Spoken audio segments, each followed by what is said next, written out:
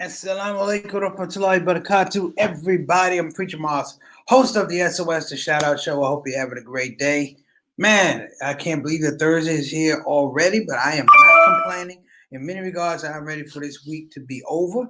And let's get on to this election. That's what's burning. That's a burning question. We want change. We want it right away. So I hope you guys don't mind that I've been running my little down ballot ads at the beginning of the show. I don't put it on company time, but I want to make sure that you know that I know that it's important to get out, number one, and vote. And then number two, let's get out there and start talking about some down ballot voting.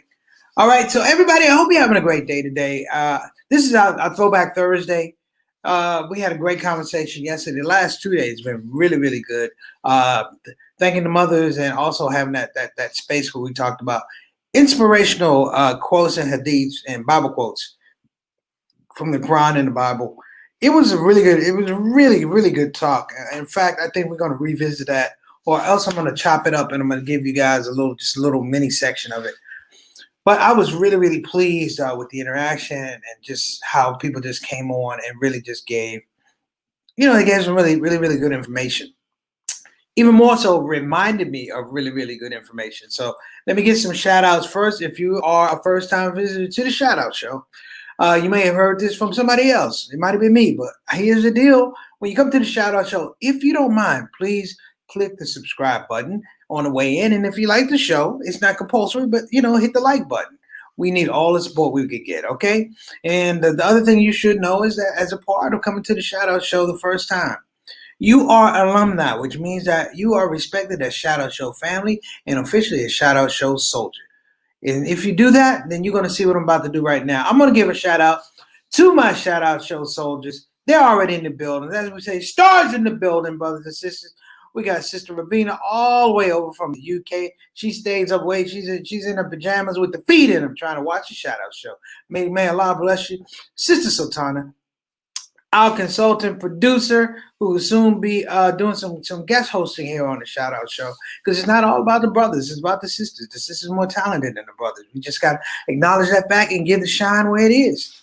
All right, and we got Sister Naima Griffin, who was dropping jewels yesterday, just like Sister Rabina, dropping jewels yesterday on that space about talking about. Actually, the sisters have been really on this thing, but talking about thanking the mothers. Again, talking about the hadiths and the quotes and the Bible quotes. Excellent show yesterday. And I think we got all mothers on the building except for Altaf. Altaf is a dude. Thank you for coming on the show. Altaf is just me and you, brother.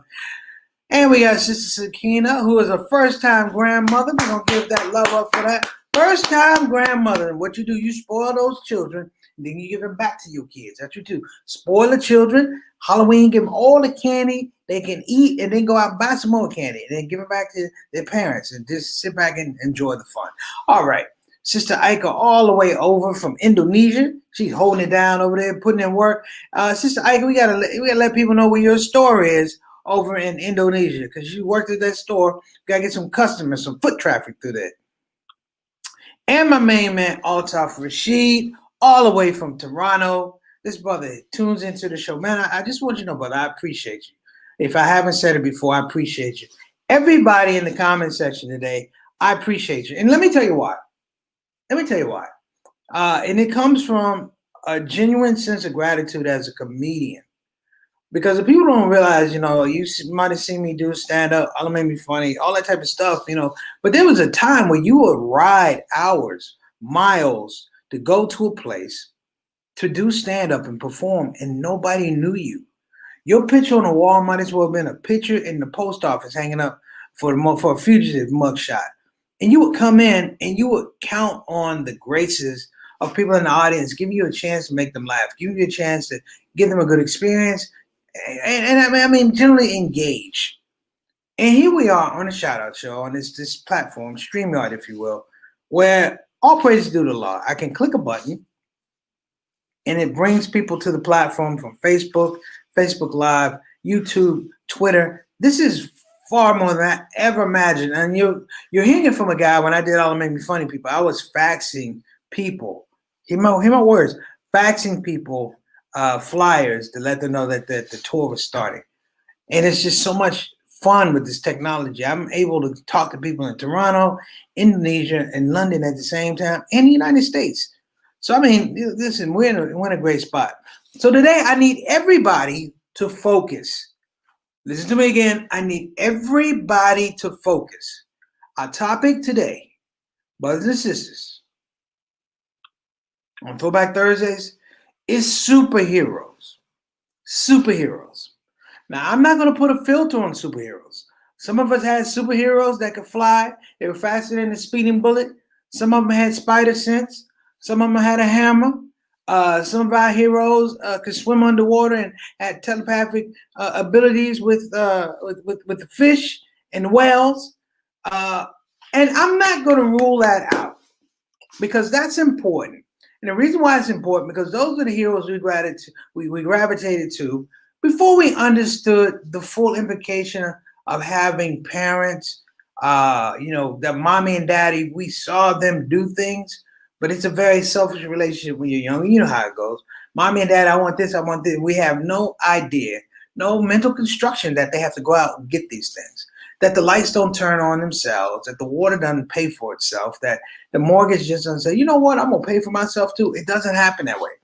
We get older and we get a different facade, a different understanding of superheroes with our parents. I'm going to say, listen, I know everybody here, when you look at your parents, hands down, our parents are heroes. They're not heroes, they're not superheroes, they're super duper heroes. They are our role models. Now here's the thing. Here's a question. Does a hero necessarily have to be a role model? Let me phrase the question again. Does a hero necessarily have to be a role model? And this is why I'm asking this question. Because sometimes heroes fall. They fall.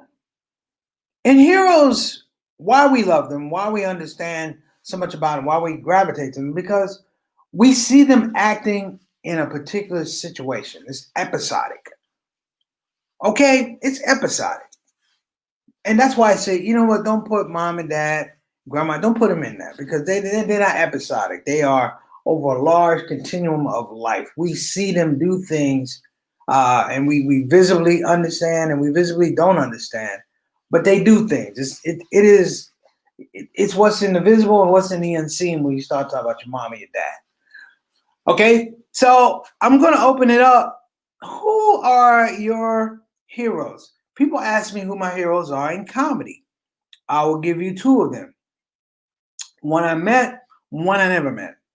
The comedian, my superhero as a comedian I never met was Red Fox. Now people go, Preacher Moss, what do you mean? There's Eddie Murphy, there's Eddie Murphy, there's Bill Cosby, there's Richard Pryor, there's Dick Gregory. Yes, you are 100% correct. But Red Fox at a very young age taught me timing. Let me say it again.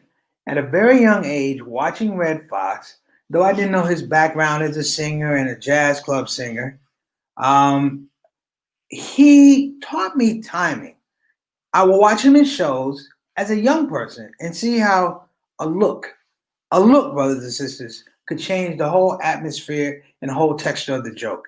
This right here, like, that was funny to me as a child. Richard Pryor had it, but I'm talking about musically, which is something that affected my life. Musically, that was my guy.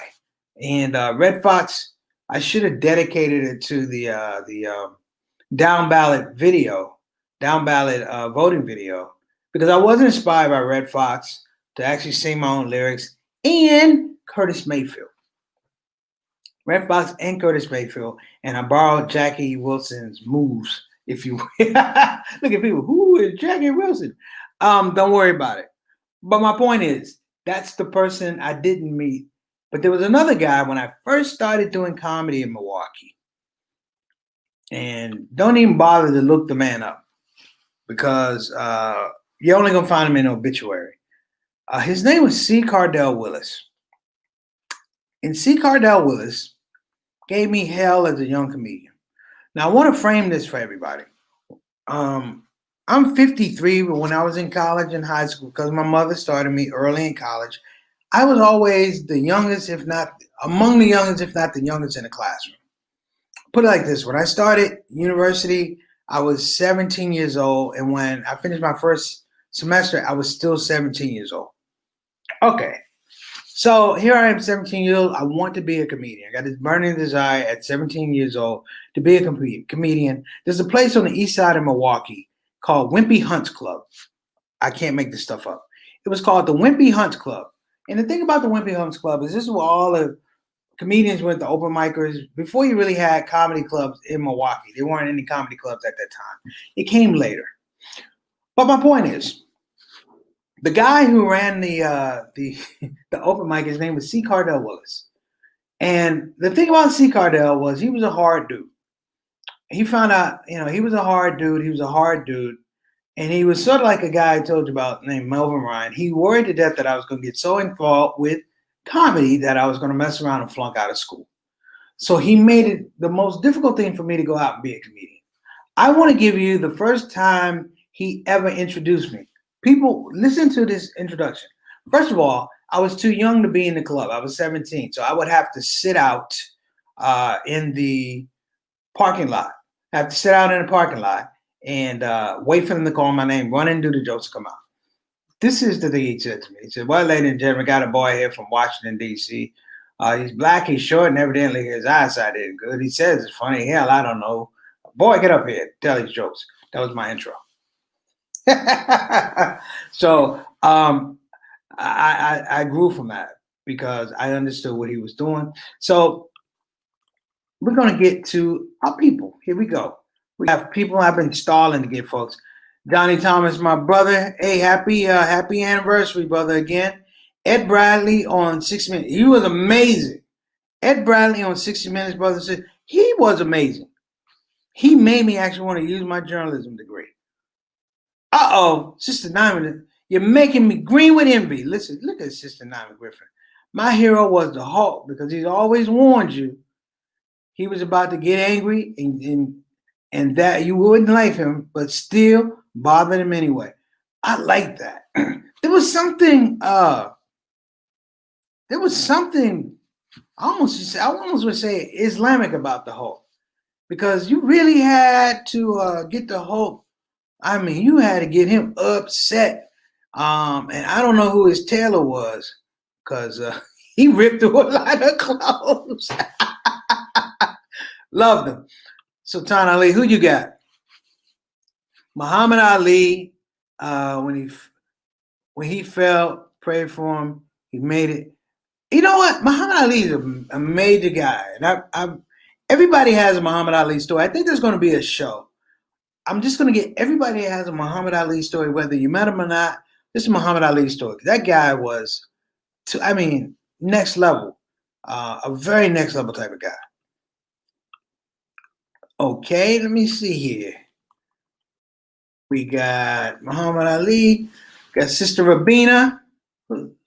Sister Rabina says, my dad survived raising 6 wild pubescent daughters. 6! And is now dealing with 6 menopausal women. I didn't watch TV movies as a child, so I don't have any other types of cartoon superhero. Hey, I'm going to give it up. Your dad is a warrior. He is a warrior. So for the sake of honoring him and honoring your comment, we're going to make an exception. Yes, your father is not just a hero. He's not a superhero. He's a super duper hero. See, I had to correct myself, see? So we got Sister Sakina. Let me see. Hey, man, Muhammad Ali is a good role model, hero to me. He's inspiring because he always seems to find the positive side and opportunities in everything he does, even a challenge. Yeah, I would agree. I know Imam Malcolm for quite a while, and that's been my main man. When he comes to you, whenever he comes to Houston to DC, I always make a point that I see him, and then it's fun because I'll just call him to see how he's doing, and he always picks up the phone. So yeah, absolutely, good dude. Who else we got here? Oh my goodness. Oh my goodness. Ladies and gentlemen, we got a star in the building. I got to stop this joint right now really quickly. My main man, Nada Khan, how did I not know you had a degree in journalism? Preach, because I didn't tell you, Nada. Nada, stick. I want you to stick it in the show. I'm going to preview a video for you. If I forget, I'm going to send it to you via your text message. Ladies and gentlemen, Nada Khan is an amazing nasheed artist. I mean, he makes this beautiful spiritual music celebrating the relevancy, the beauty of Allah subhanahu wa ta'ala and the prophets and the Quran and Hadith. You know, sometimes this brother's so pious, he just makes me want to be bad. Just break out a cigarette or something. Because he's just a good dude. 360 degrees, a good dude, man. And hey, man, miss you. Love you. We'll talk soon. Okay, we're introducing their first Muslim female hero this year, Kamala Khan. Okay. That sounds like a Shaka Khan song to me. Kamala Khan, Kamala Khan, Kamala Khan, Kamala Khan. All right. I ain't feeling the name, but okay, Kamala Khan, Kamala Khan. Okay, I guess it'll grow on you. You know what? The first, and this, I'm not being funny, folks, but I'm gonna tell y'all something. The first comic book superhero that I remember, I think it was Marvel. You know how they have Luke Cage? Luke Cage was on Netflix. But Luke Cage's real name, that was his real name. In the comic book, his name was Power Man. It was Power Man. And he had like this disco shirt on and the collar was always open. He never had a t-shirt on. And I always wondered if white people really wanted to give us a black superhero, because one part, his superhero, his talent, his superhero trait where he was really, really strong. But the flip side of it, the kryptonite, is that he suffered from depression. Like he would be really strong, then he'd be sad. Like he beat up 3 people and be like, "Oh, I don't feel good about myself." I'm like, what kind of superhero is this? Alhamdulillah, thank you, brother Chadwick Boswick, for Black Panther. Okay, we got more people. Hey, you like the Kamala Khan, Kamala Khan, Kamala Khan? hey, hey, Nada. Remember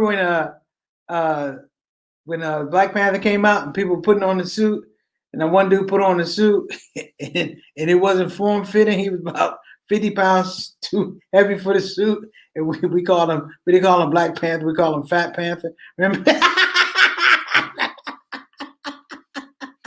He couldn't fit into Wakanda. Astaghfirullah. Okay. All right. Yeah, that is funny. Kamala Khan. I'm gonna call Melly Mel on that one. We might have to do a remix. Oh, Satana Whitfield is giving us the original Catwoman from Batman, the series Batman. The series Batman, the original. I'm gonna send you the picture. It was a guy who was a little overweight trying to wear a Black Panther suit. We got in trouble on Instagram. I'm gonna find it and send it to you. But the original Catwoman, played by Eartha Kitt. I hope my mom ain't watching. The original Catwoman by Eartha Kitt was so amazing, brothers and sisters. When I turned it on to watch it as a kid, my uncle, my dad, and my granddad were watching. Yeah, but Eartha Kitt was no joke. Satana Ali, okay. Haj Malik Shabazz, definitely a hero. Definitely a hero. So many of our pathways to Islam as converts, but so many of our pathways as Muslims to understand Islam is paved through the example of Haj Malik Shabazz, Brother Malcolm X. Great point. I have musical heroes, like John Coltrane is one of my musical heroes. I did a comedy special called Love Supreme and Anatomy of Gratitude, and I love jazz so much. It's a really sad story. I love jazz so much, but I realized at a certain point I wasn't proficient, and I stopped playing. Like I literally walked away from my instrument for about a year. Um, and I play sports and stuff like that. But my mother was like, "Don't leave the instrument alone just because you feel like you can't play it well." And so what happened was I actually picked it up later in life and played and got a music teacher and stuff like that. And I'm still horrible. I'm still horrible, but I don't lack the confidence now to pick up the horn and play. And there's a message to that because John Coltrane on the spiritual side of things reminds us, all of us, even if the music does not sound good that we're making, we're blessed because we're able to make sound, create sound. And while a sound may not be great to you, it may be something great to somebody else's ear, and they can create incredible music. They can write incredible symphonies. That's why I love comedy so much. When I do stand up, a lot of times it's not just for the person that's sitting in front of me.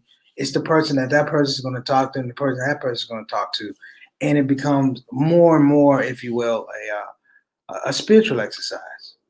That's why I love being able to do this show. Spiritual exercise, man, incredible spiritual exercise. Anybody have any musical heroes? Okay, quickly. I'm gonna put it out. Sister Naima, Sister Sultana Ali, and Sister Rabina. Give me your top 3 Motown artists. Woo! Of course, my musical hero out of Motown was Marvin Gaye. To the point, yes, indeed. You guys remember, I am guilty. I had a 2-part series on Marvin Gaye's album, What's Going On, and y'all want to tell me? I'm gonna tell you how serious that was. I turned that episode in as a project for Islamic arts and culture. I turned in that podcast. And you know what grade your boy got? A. There you go. I'm not bragging, but A. I'm not throwing anybody's face, but A. That's what happened. So I sit here and I joke. So, any takers on Motown? Okay. If there's no takers on Motown, it's okay. Oh, okay. Sister Tana's talking about Malcolm X when he came to the UK to address the Oxford Union. He came with the West Indian brothers.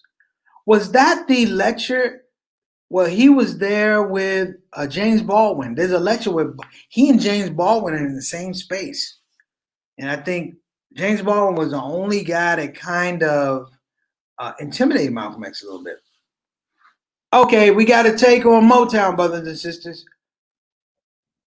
The Supremes, Marvin Gaye, and the Temptations. So Sultana Ali comes at Sultana Ali, Lou Rawls. You know that's Rawls, but there's no spell check in the box, so we can go with that. Lou Rawls is they haven't really had another singer like Lou Rawls. Like Gerald Levert reminded me a little bit of Teddy Pendergrass. I haven't heard anybody that remind me of Lou Rawls, man. He's a silky smooth singer. Okay, so Sister Naima has come blasting out of left field. There is no other Eartha. Can we put that out? Can we put that to bed? There's no other Eartha. I'm going to tell you why. She put out I think it was a movie. There was a movie, and it was her in a church with her father in the choir, and they sang just gospel music. Gospel music. I'm trying to remember. Amazing Grace, something like that. I can't even remember. I'm drawing a blank. Sultana, if you can figure that out, let me know for the end of the telecast.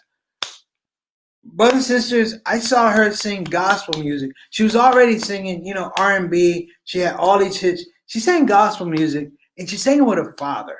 And I'm just going to tell you guys, I listen to a lot of music. Don't knock the Whitney. Don't knock to all the people. Nobody wanted to mess with Aretha Franklin. Nobody. She's a woman. Whatever type of genre music she went into, she would crush it. So Okay, Sister Bennett. There's no town like Motown. Love it all. Yeah, I'm gonna give that to you. You know what? I'm not even gonna make you choose. You know, and who wrote? I mean, the lyrics. The lyrics had, I know you want to leave me, but I refuse to let you go. Um, I'm like, yo, who writes that stuff? The band was always crisp. The lyrics were always crisp. I mean, I watched a video recently of Boys the Men do a remake of Just My Imagination, and I love Just My Imagination, and I like Boys the Men. But at that point, I wanted to slap every member saying, "You don't mess with the original Temptations version of Just My Imagination. It's just some things you don't touch." Okay, so Tana, she said, "No other Whitney." That's true. That's true. Aretha Franklin sings, "Don't play that song." Yeah, I mean, she look. I ain't being funny. She sang "Natural Woman." I was like, am I a natural woman? Because that's the way I felt. I was like, I'm in touch with my feminine side. Fun fact from Sister Naima, what you got for us? That's right. My name is Naima, and that's the title of a beautiful popular song. John Coltrane is what my grandmother's name. Let me give you a little bit more. Naima is actually no. I'm sorry. That was something else. But that song, that was one of the inspirations for his first solo record. John Coltrane's first solo album was called Giant Steps. And I'm gonna tell you guys how prolific the guy was. I say he's one of my musical heroes. He was a workaholic.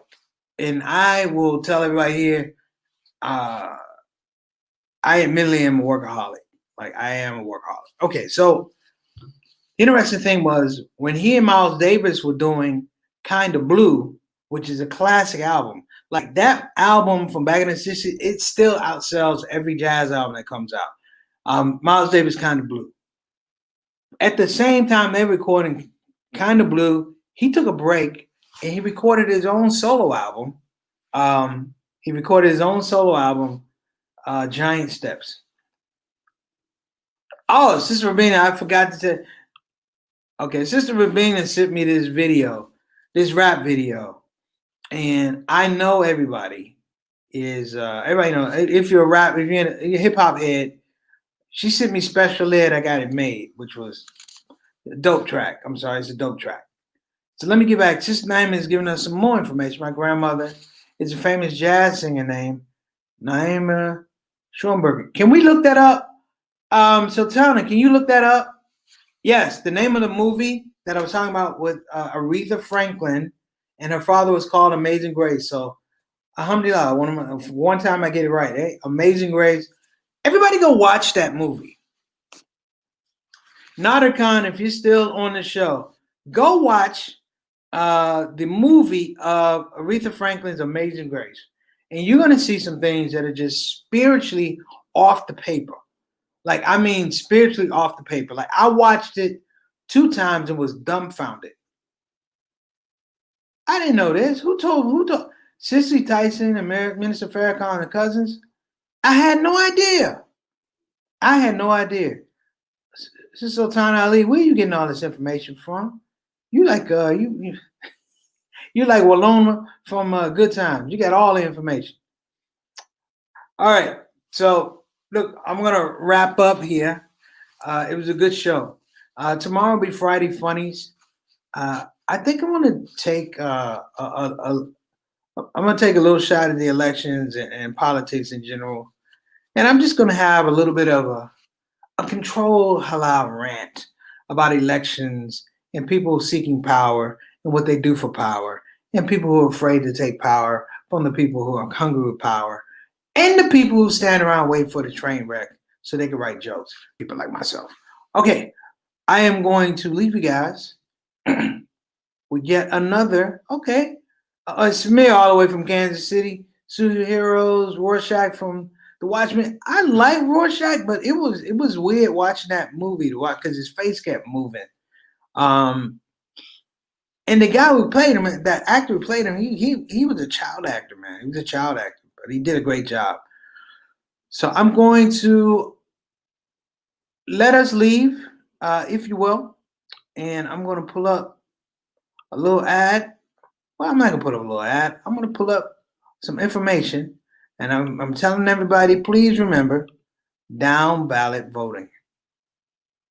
We're trying to change this situation, so get your butts to the polls.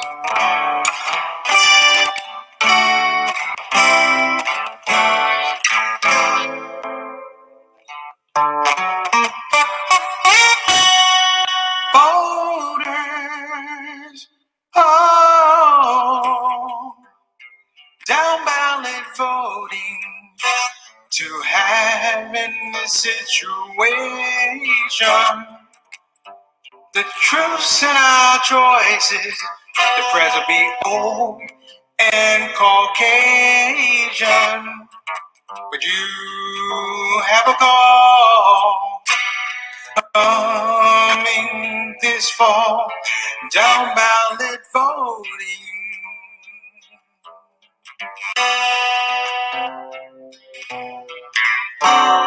For whom they'll sow,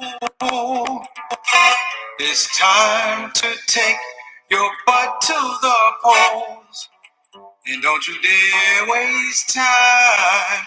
If you do, you're saying this message just fine. And wear your mask. Be safe, complete the task. Down ballot voting.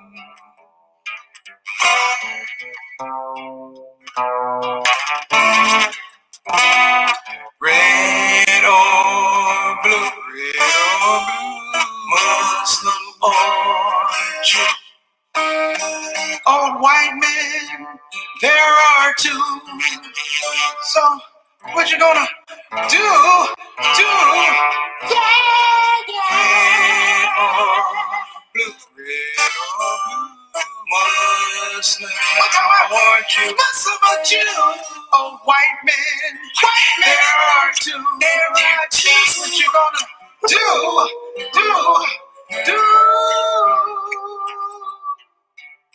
Down ballot voting. Down ballots. Choose down ballot voting. Down ballot voting. I'm comedian Preacher Moss. I'm not really a singer. He's unemployed. But I know one thing. Brought to you by two black men that should be working, but we're out of work because of COVID. It happens. Thank you. And don't forget to vote. Down ballot voting. November 3rd. See you November 3rd. Yeah.